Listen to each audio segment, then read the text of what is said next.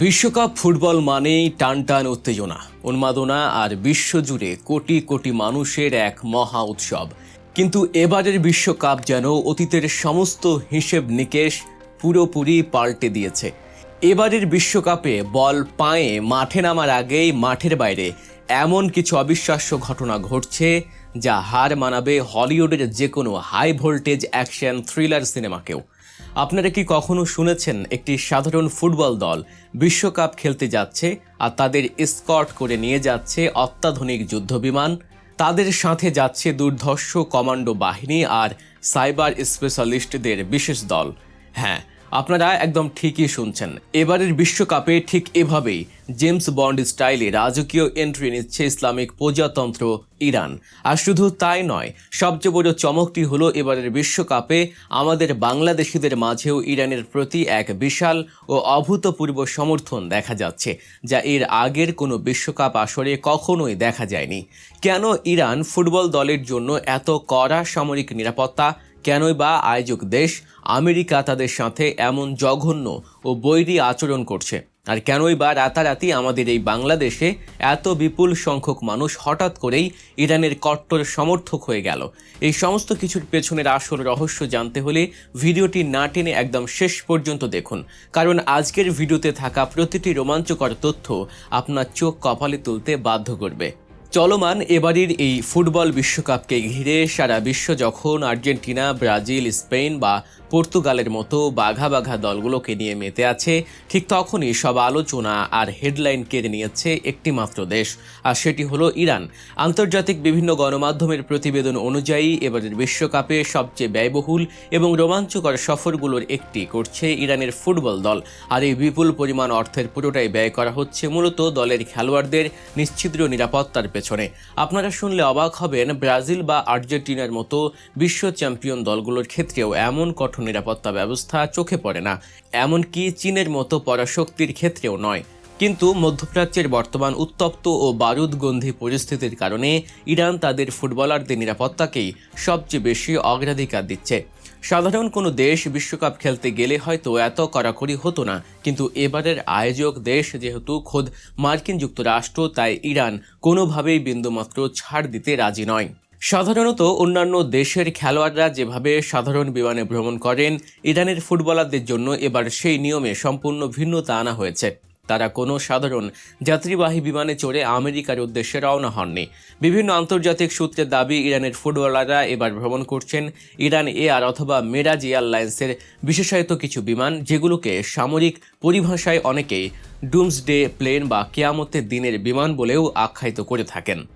এই বিমানগুলো কোনো সাধারণ বাহন নয়, এর ভেতরে লুকিয়ে আছে চরম অত্যাধুনিক সব সামরিক প্রযুক্তি।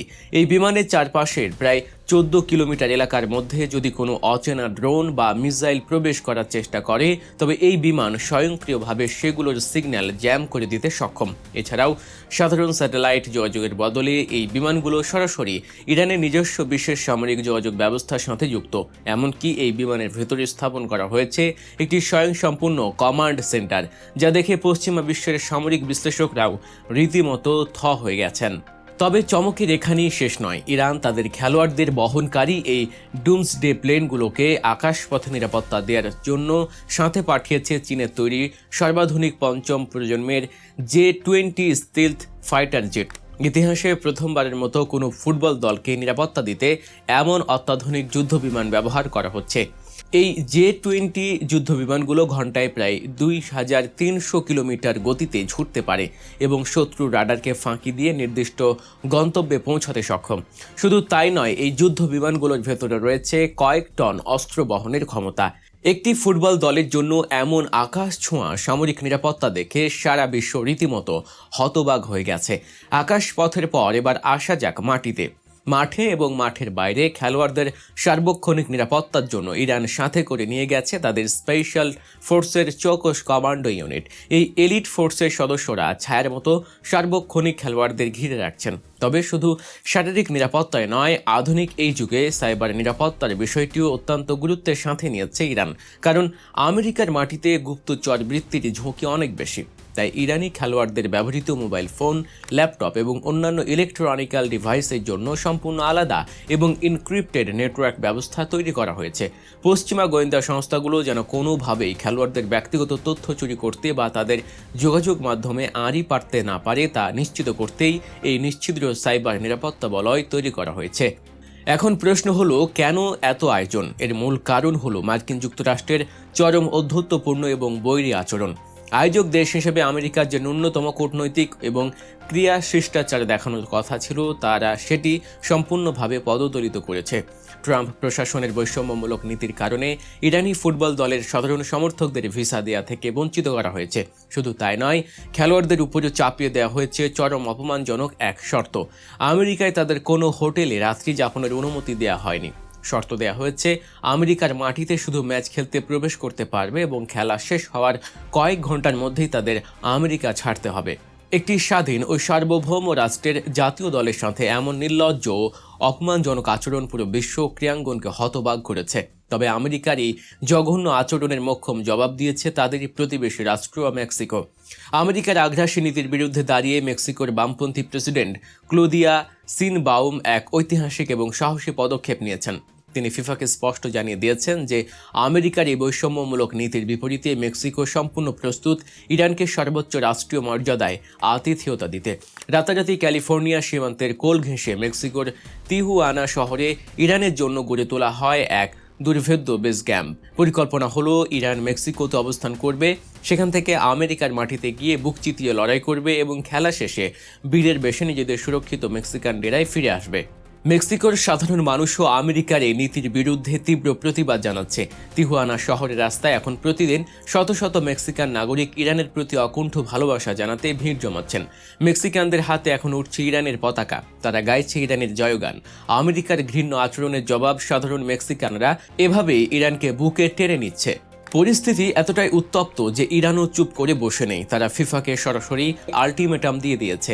ইরানের ক্রীড়ামন্ত্রী অত্যন্ত কড়া ভাষায় হুঁশিয়ারি দিয়েছেন, যদি আমেরিকার স্টেডিয়ামগুলোতে ইরানের বিরুদ্ধে কোনো ধরনের উস্কানিমূলক স্লোগান, অস্বীকৃত পতাকার প্রদর্শন বা কোনো রাজনৈতিক অপপ্রচার চালানো হয়, তবে ইরানি ফুটবল দল এক সেকেন্ডও মাঠে দাঁড়াবে না।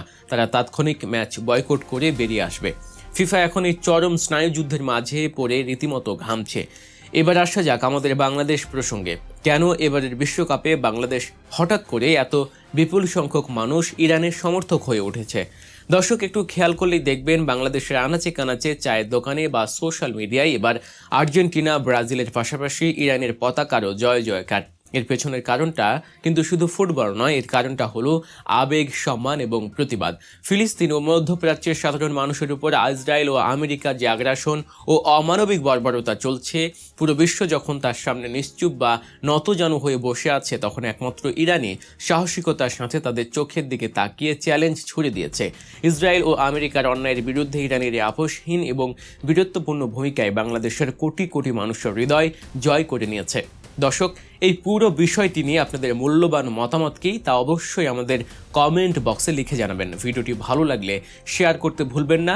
নিত্য নতুন এবং এমন সব অজানা ও রোমাঞ্চকর খবরের আপডেট পেতে এখনই সাবস্ক্রাইব করুন আমাদের গল্প নিউজ চ্যানেলটিকে এবং পাশে থাকা বেল আইকনটি বাজিয়ে দিন।